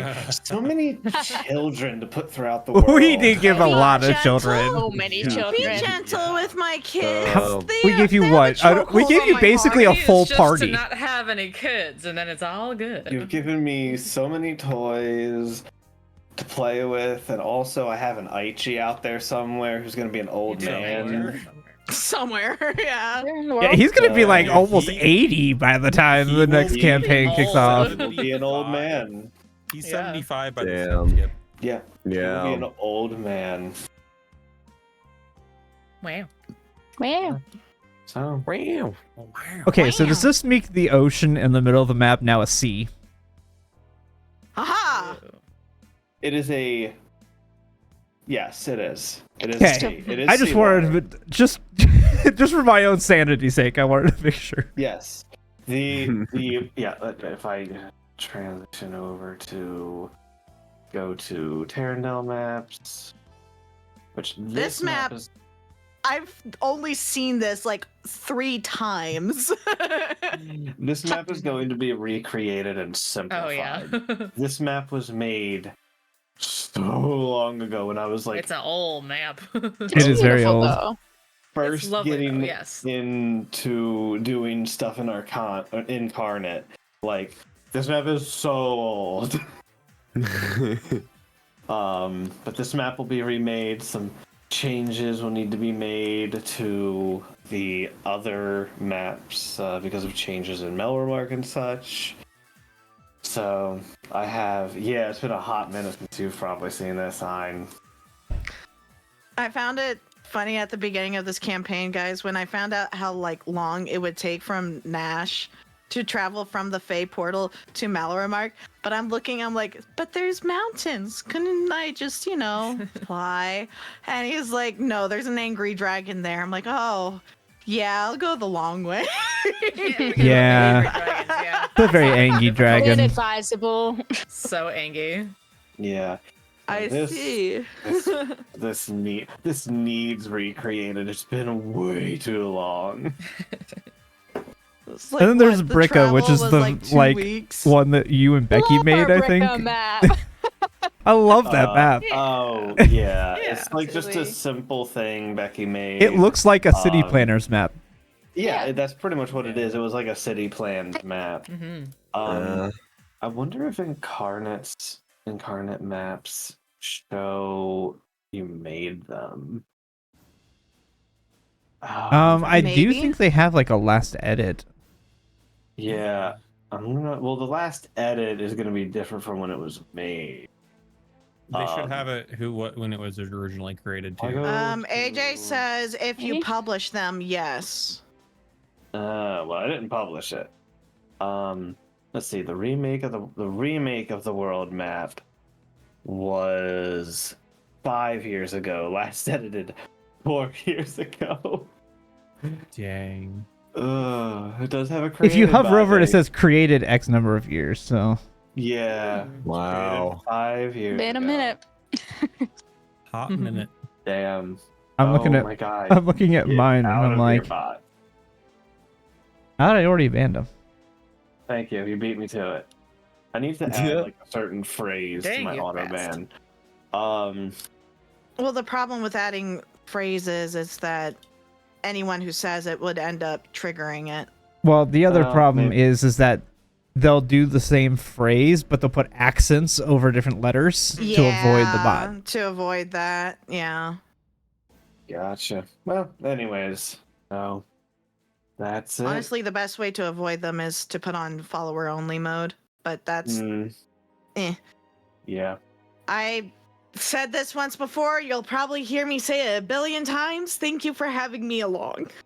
Yes. Yeah. I wouldn't have wanted it without any of you. I'm not running a long campaign with 6 players again.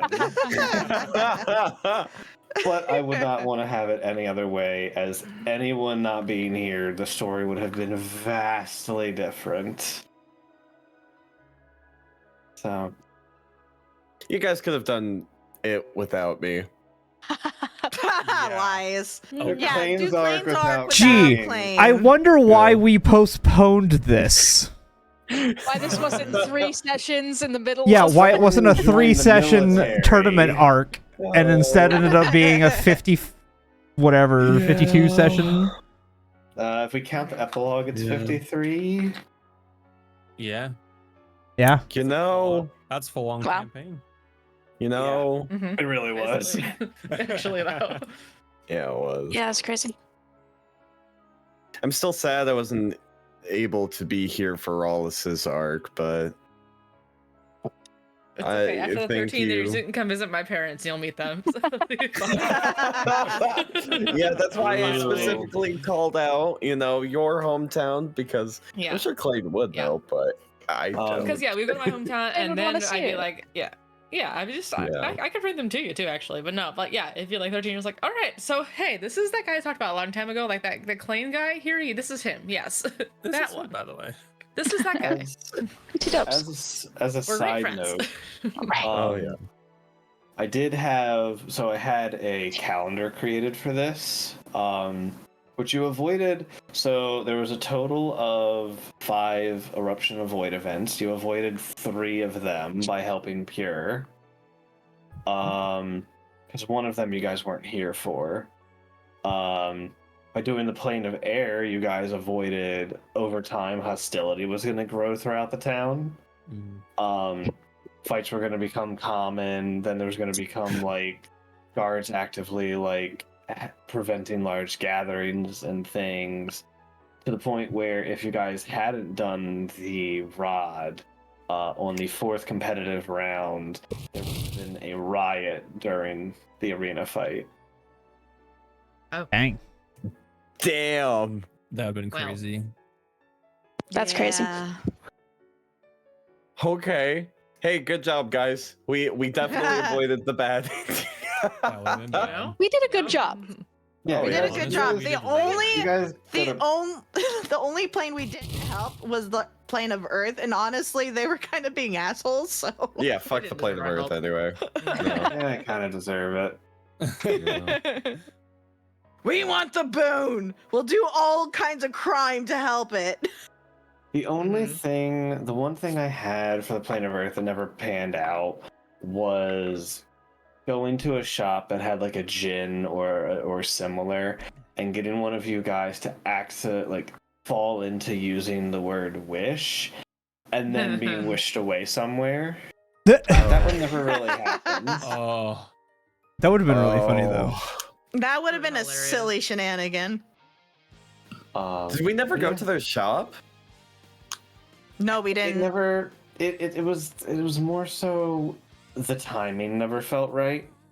It Yeah. was one of those things that I kind of had as a DM if I wanted to pull it, but it never felt right. I mean, to be Yeah. fair, aside from like ordering the armor, everything we did in the Plane of Earth was very serious. Like we were Yeah. there with Yeah. goals. Yeah. yeah. Yeah. The only shopping we did was to hide while I was talking to the guard. Yeah, pretty Yeah. much. You should have pulled it on us then. That would have been mean. have been so fucking funny. Crazy. Just appear in front Yeah. of them. In the middle of us executing this fairly thought out plan, guys, where did y'all go? Help! I wish. for Help! water. Oh no. You wish for water, a place that has water. Your wish to a place nearby water. You're at the beach. Oh, that's forgiving. Here. Oh, I I'll was put 'em thinking in throw them in the plane plane of of water. Yeah, exactly. I mean, Like on the ocean somewhere. Yeah, poofed out in the Yeah. ocean. Just In the middle of the middle of the water. You of the you plane end up of at the water, not Tower of even in the Lamash too, capital. just in the middle of the sea. Right. My- That would be awful. All right. Well, see if we can find another book. I'm gonna go ahead and send the raid out and stream. Alrighty. Thank you guys for being here during this. We will be back tomorrow with Curse of Strahd. Thank y'all, and we'll see ya for the next adventure.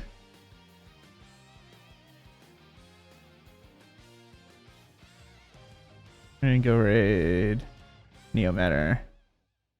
And there's spoilers, so careful. But we're gonna go raid them.